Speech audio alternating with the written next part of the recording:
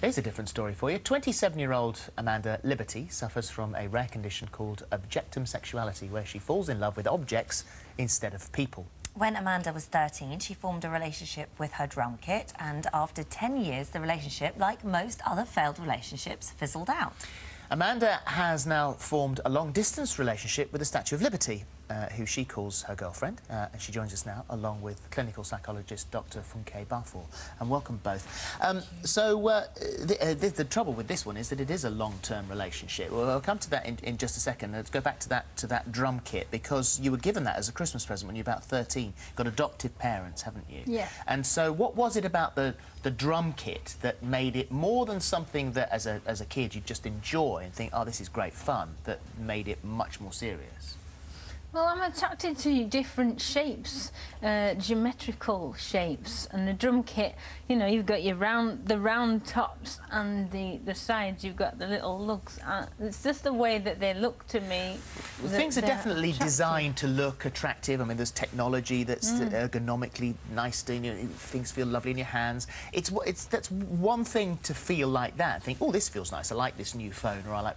But actually to fall in love with something like a drum kit, how do you take that the next step? You know, if you fall in love with something, did you take it to bed? Yes. Did you? Yeah. How did that work? I didn't take the whole lot to bed. I took one of them to bed. But you know, I mean, I just like to cuddle them, and that just like a teddy bear. So did you sort of humanise it in a way? I mean, was the drum kit a he or a she, or did it have a name? So it was just... No, it was an it.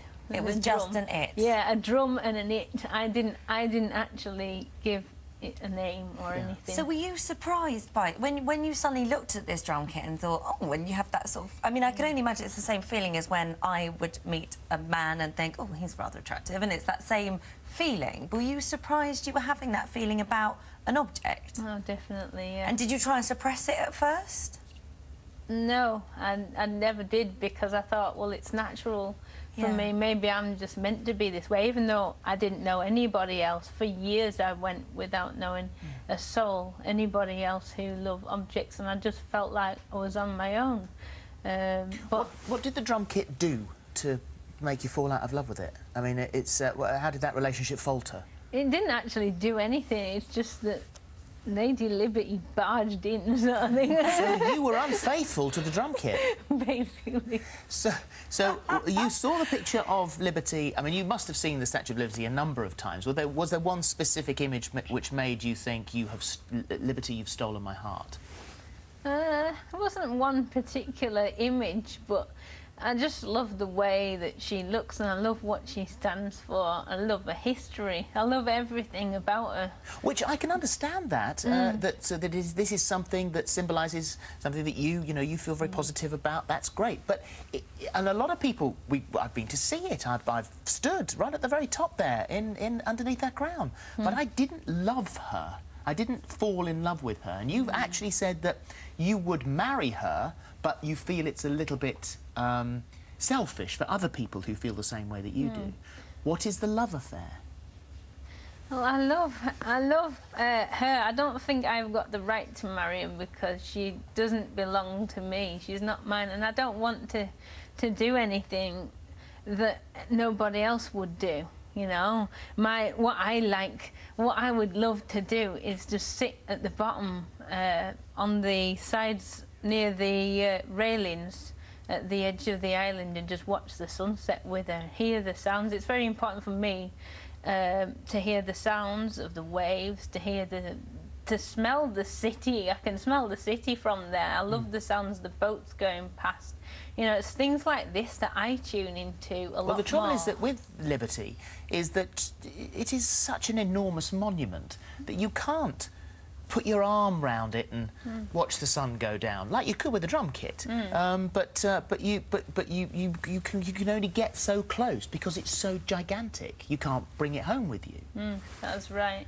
So I mean, you've got sort of little versions of Liberty, who you call Libby, don't you? So you've got little versions of Libby. You've even made this. This is your, which you've put little lights in, and you've made that. And I mean, does that suffice? I mean, is that enough? Or, I mean, is that the same as having the real thing?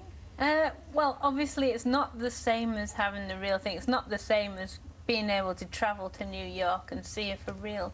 But, you know I can deal with what I can get when I'm at Liberty Island with her. You know, I can be satisfied to look at her. I can be satisfied to go and visit a crown like everybody else, you know, and I do like to put my hand out and touch the hair. But then, you know, I'm happy to come home back to England again, and I've got my own statues at home that I can connect with, and I can make a connection with her through them. Is there a sexual attraction? I would say there is an intimate attraction to her, but that is only a very small part. A lot of the part is how she makes me feel and what she's done for me. She reciprocates to me. She doesn't put her arms around me, but she makes me feel really good inside, and she's propelled me on with my life. How has that affected your relationships with people, with men, boyfriends? Well, they haven't liked it, but that's understandable, you know. Because you did have a 2-year relationship with a man, didn't you? Yeah. And he found it very tricky. I guess it's like being in it's almost a bit of a threesome going on, because it must have been very confusing for him if you're spending more time with Libby than with him. Yeah, but you know, at the end of the day, I followed my heart. My heart tells me to go with Lady Liberty, you know, and I think that's more important than anything else, really. Funke, this is not the first time this has happened, and as we say, this is Objectum Sexuality, so it is a medical term. As some other examples, we've got Asia Berliner Mauer. She's in Sweden, and she is the first person that we think that actually came out and discussed this, and she went public in 1998. She fell in love with the Swedish Red Fence. That's right. And she's now married to the Berlin Wall. Amy Wolf fell in love with an amusement ride in Pennsylvania. She sleeps with a picture of that on her ceiling. That's right. So to tell me about this? Well, one thing we need to be clear on, that it's not really a medical condition, it's an orientation. And there are many people that find it quite upsetting when we say it's a condition. And what it is that people form this strong emotional connection with objects.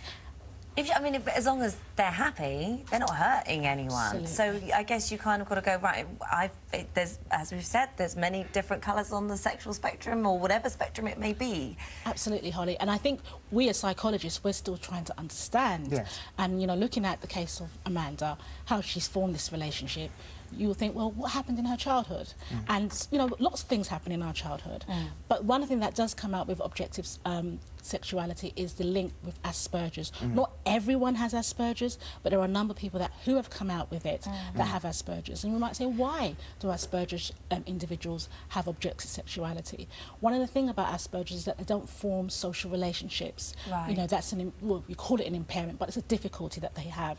So forming a relationship with an object, it might symbolise something that they can trust. I see. So it's reliable. Absolutely. But Amanda, you are completely happy. I mean, this is your life, and you're totally happy with the way it is. Yes, I am. I couldn't be happier. I mean, I've lived with her since last year. Since June, we've got our own flat together. I mean, on an official scale, I live on my own, but unofficially, I live with her. Yeah. You know, and since June, I've lost over 4 stone in weight because I've been so happy with her. You can't argue with that, can you? No, you can't. I mean, she's happy. She's not worried about it. I mean, she did speak to me earlier on and say, well, I wonder why I've formed this relationship. And we all form things with different, you know, maybe individuals. Why do I stay in a bad relationship? Absolutely. I mean, everybody has those questions. There's a history and a meaning to everything. But other people with other people that you've met and you've discussed this with, you say that there could be reliability issues at some time in their past. Human beings have let them down, and so therefore you are not going to be let down by something like this. Absolutely. And there's a link also, the sense of not being rejected. Yeah. And they might have experienced rejection, i.e. if they had been adopted or in foster care. So there's so many angles to look at, and we just can't judge on Amanda's case because there are lots of cases of objective sexuality. Yes. And for you, this is a long-term relationship, and this is something that there isn't. It's not like the the drum kit and something came along and stole your heart away, for you, it's not going to be Hopefully, Big Ben. No, hopefully it'll never change, you know, but you never know what life is going to throw at you at the end of the day. But And if a person was to come in and steal your heart, do you think you'd be able to put liberty to one side? I wouldn't want to. There we are. Very happy. Thank you very much. Thank Lovely you. to meet you. Thank you very much for coming in. Thank you very much. Well, if you want more details on Objectum Sexuality, there are details of helplines on our website, itv.com/thismorning.